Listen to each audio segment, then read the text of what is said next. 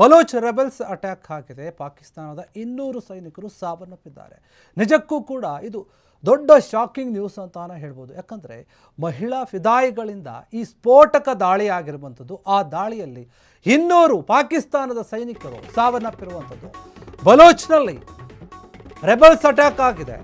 ಪಾಕಿಸ್ತಾನದ 200 ಸೈನಿಕರು ಸಾವನ್ನಪ್ಪಿದ್ದಾರೆ. ಮಹಿಳಾ ಫಿದಾಯಿಗಳಿಂದ ಈ ಸ್ಫೋಟಕ ದಾಳಿ ನಡೆದಿದೆ. ಬಲೂಚಿಸ್ತಾನದಲ್ಲಿ ರಕ್ತ ದೋಕುಳಿ ಹರಿದಿರುವಂಥದ್ದು. 40 ಗಂಟೆಗಳ ಕಾಲ ನಡೆದಂತಹ ಆ ಭೀಕರ ಯುದ್ಧದಲ್ಲಿ 200 ಜನ ಸಾವನ್ನಪ್ಪಿದ್ದಾರೆ. ಅದು ಯೋಧರು.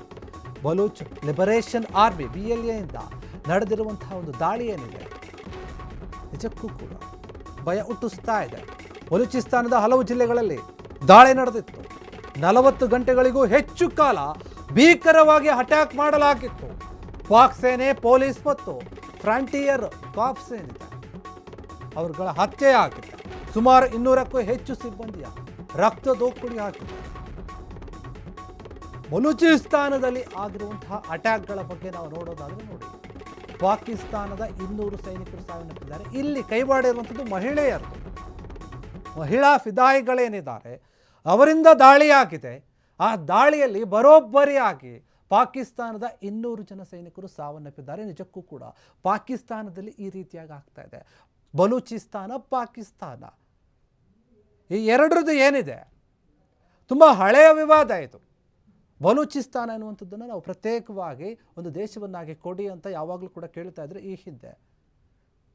ಆದರೆ ಅದು ಇದುವರೆಗೂ ಕೂಡ ಆಗಿಲ್ಲ. ಯಾಕಂದರೆ ಅವರಿಗೆ ಪಾಕಿಸ್ತಾನದ ಜೊತೆ ಇರೋಕ್ಕಾಗ್ತಾ ಇಲ್ಲ ಬಲೂಚಿಸ್ತಾನದಲ್ಲಿರುವಂಥವ್ರಿಗೆ. ಅದಕ್ಕಾಗಿ ಇಂದಿನಿಂದಲೂ ಕೂಡ ದೊಡ್ಡ ಮಟ್ಟದ ಹೋರಾಟ ಇದೆ ಇಬ್ಬರಲ್ಲಿ. ಇದರಲ್ಲಿ ನೀವು ಗಮನಿಸ್ತಾ ಇದ್ದೀರಾ ನೋಡಿ ವಿಡಿಯೋದಲ್ಲಿ ಯಾವ ರೀತಿಯಾಗಿ ಅವರು ಅಟ್ಯಾಕ್ ಮಾಡ್ತಾ ಇದ್ದಾರೆ ಅಂತ ಹೇಳಿ. ಇನ್ನು ಈ ಇಬ್ಬರು ಏನು ಕಾಣಿಸ್ತಾ ಇದ್ದಾರೆ ಫೋಟೋದಲ್ಲಿ ಫಿದಾಯಿಗಳು ಅವರೇ ಅಂತ ಹೇಳ್ತಾ ಇದ್ದಾರೆ. ಮಹಿಳೆಯರು ಅವರು ಕೂಡ ಟೆರರಿಸ್ಟ್ಗಳಾಗಿ ಬದಲಾಗ್ತಾ ಇದ್ದಾರೆ. ಅದನ್ನು ಅವರು ಜಿಹಾದಿ ಯುದ್ಧ ಅಂತ ಕರೀತಾರೆ. ಧರ್ಮಯುದ್ಧ ಅಂತ ಹೇಳ್ಕೊಳ್ತಾರೆ ಅವರು. ಜನರನ್ನು ಸಾಯಿಸೋದೇನು ತಪ್ಪಲ್ಲ ಅವ್ರ ಪ್ರಕಾರ ಅಂತ ಅಂದ್ಕೊಂಡ್ಬಿಟ್ಟಿದ್ದಾರೆ. ಆದರೆ ಬಲೂಚಿಸ್ತಾನದಲ್ಲಿ ರಕ್ತ ಹರಿತಾ ಇದೆ. ಪ್ರತಿನಿತ್ಯವೂ ಕೂಡ ಒಂದಲ್ಲ ಒಂದು ರೀತಿಯಲ್ಲಿ ಅಟ್ಯಾಕ್ ಆಗ್ತಾ ಇದೆ. ಹೀಗಿರುವಾಗ ಅಲ್ಲಿನ ಜನರಲ್ಲಿ ಸಾಕಷ್ಟು ಆತಂಕ. ಯಾವಾಗ ಏನಾಗುತ್ತೋ ಏನು ಕಥೆಯನ್ನು, ಯಾರು ಬಂದು ಅಟ್ಯಾಕ್ ಮಾಡ್ತಾರೋ. ಮತ್ತು ಅಲ್ಲಿರುವಂಥ ಸೈನಿಕರಿಗೂ ಕೂಡ ಅಷ್ಟೇ ಯಾವುದೇ ರೀತಿಯಾದಂತಹ ಸೇಫ್ಟಿ ಇಲ್ಲ ಅಲ್ಲಿ. ಅಲ್ಲಿನ ಮಹಿಳೆಯರು ಕೂಡ ಈ ರೀತಿಯಾಗಿ ಟೆರರ್ ಆಗಿ ಬದಲಾಗ್ತಾ ಇದ್ದಾರೆ. ದಾಳಿಗಳನ್ನು ನಡೆಸ್ತಾ ಇದ್ದಾರೆ. ಯಾರೂ ಕೂಡ ಊಹೆ ಮಾಡೋಕ್ಕೆ ಸಾಧ್ಯ ಇಲ್ಲ ಅಂತಹ ಭೀಕರ ದಾಳಿಗಳಾಗ್ತಾ ಇವೆ. ನಿಜಕ್ಕೂ ಕೂಡ ಬಲೂಚಿಸ್ತಾನದಲ್ಲಿ ರಕ್ತ ಹರಿತಾ ಇದೆ. ಪ್ರತಿನಿತ್ಯವೂ ಕೂಡ ಏನಾಗುತ್ತೆ, ಯಾರ ಪ್ರಾಣ ಹೋಗುತ್ತೆ ಅಂತ ಹೇಳೋಕ್ಕಾಗ್ತಾ ಇಲ್ಲ. ಆ ರೀತಿಯಾದಂತಹ ವಾತಾವರಣ ಇದೆ. ಬರೀ 40 ಗಂಟೆಗಳಲ್ಲಿ ನಡೆದಂತಹ ಯುದ್ಧ ಏನಿದೆ, ಭೀಕರ ಯುದ್ಧದಲ್ಲಿ 200 ಜನ ಸಾವನ್ನಪ್ಪಿದ್ದಾರೆ.